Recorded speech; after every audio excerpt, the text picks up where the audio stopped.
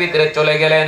ওই জান্নাতের ভিতরে যখন চলে গেলেন, জান্নাতের ভিতরে যায় দেখেন হাজার হাজার মানুষ জান্নাতের ভিতরে বসে রয়েছে, রং তামসার ভিতরে রয়েছে, ফল ফসল সম্মুখ রয়েছে।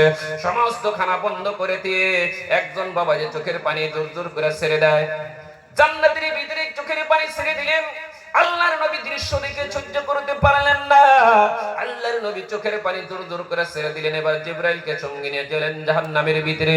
ওই জাহান্নামের ভিতরে যায় দেখে হাজার হাজার মানুষ জাহান্নামের ভিতরে পড়ে রয়েছে। শুধুমাত্র একজন ব্যক্তিকে দেখা যায়, একজন যুবক, আমার মতন আপনার মতন একজন যুবককে দেখা যায়। জাহান্নামের আগুন তার শরীরের ভিতরে স্পর্শ করে না।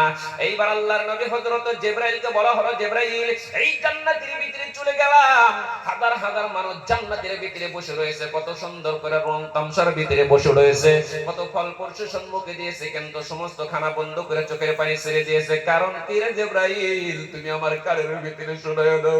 আল্লাহর নবীর কানের মধ্যে হযরত জিবরাইল শোনায় দিল, ইয়া রাসূলুল্লাহ, আপনি কি জানেন না এই ব্যক্তি নিজেই এক আমল করেছে, আমল করতে করতে আল্লাহর আশিক হয়ে গেছিল, কিন্তু তার ছেলে সন্তান জাহান্নামের কিনারার মধ্যে যা বলছে, রব্বানা আরিনাল্লাহ দাইন, আল্লাহ আমাকে যে বিভ্রান্ত করেছে, আমার ঘরের মধ্যে নেতা ছিল, এই ব্যক্তি কিন্তু নেতা ছিল, তার মেয়েগুলা কান্দে, তার ছেলেগুলা কান্দে, তাকে ছাড়া জাহান্নামে চলে যাব না, কিন্তু সেই নোটিশটা তারা কানের মধ্যে এসেছে, আর তার জান্নাতে থাকা চলবে না, অতি তাড়াতাড়ি তার জাহান্নামের ফয়সালা হয়েছে। বলুন নাউজুবিল্লাহ।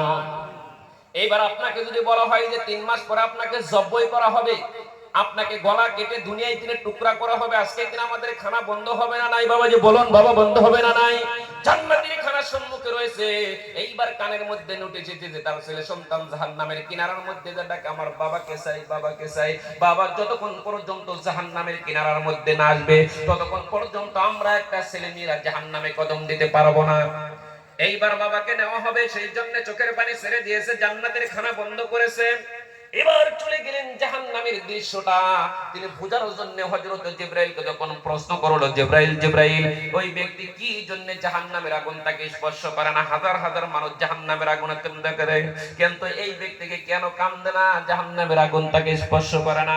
জিবরাইল বলে, হুজুর, এই ব্যক্তি জীবনে কোনোদিন আলেমের মজমাও বসে নাই, কোনোদিন শুনেও নাই, হঠাৎ করে একদিন বাবাজি, যেরকম আপনাদের অঞ্চলের ভিতরে তাবলীগ জামাত আছে না নাই বাবাজি, আহারে ভালো পীর মুর্শিদ আছে, যেরকম আফসার হুজুরের মতন যোগ্য একজন আলেম আছে, হঠাৎ করে এরকম একজন কোরআনের মাহফিলে বসে যখন শুনলেন, জীবনে কোনোদিন কোরআনের মাহফিলে আপনি বসেন নাই, ওই যুবক কোনোদিন বসে নাই, হঠাৎ করে একদিন বসলেন, বসার পর কান খুলে খুলে হুজুরের কথা শুনে চোখের পানি ছেড়ে ছেড়ে আল্লাহর কাছে তওবা করেছিলেন। তওবা করার সঙ্গে সঙ্গে ওই ভৌটুক তিনি কোরআনের মাহফিল তিনি নিয়ত করেছিল, আল্লাহ এই মাহফিল তিনি বাহির হওয়ার পর সর্বপ্রথম ঘরের মধ্যে যে একটা সন্তান রয়েছে, আর দেরি করব না, ওই সন্তানকে আমি দিনে মাদ্রাসার ভিতরে দাখিল করে দিব। বলুন সুবহানাল্লাহ।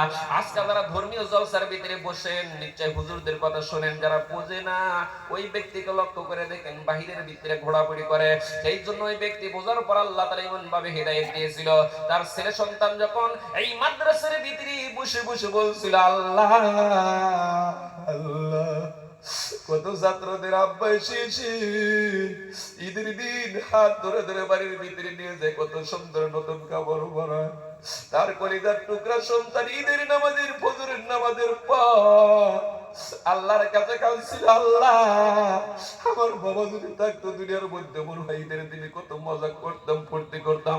আল্লাহ তাআলা ওই এক ওয়াক্ত নামাজের জরিয়তে, ওই ফজরের জরিয়তে ওই জাহান্নামের আগুনকে নোটিশ জানিয়ে দিয়েছে, জাহান্নামের আগুন রে, তার ছেলে সন্তান যদি চোখের পানি ছেড়ে দিয়েছে, আর বাবার কবরের ভিতরে কোনো শাস্তি হইতে পারে না, জাহান্নামের কোনো শাস্তি হইতে পারে না, কারণ হলো সন্তানের পানির এত দাম।